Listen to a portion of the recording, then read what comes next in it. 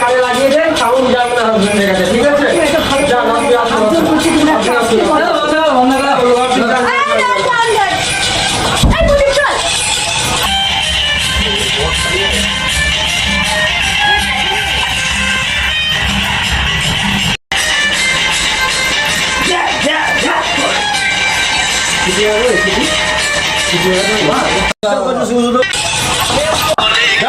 দেখে আসি, এত বিরক্ত করেন না। দেখ তো দেখ তো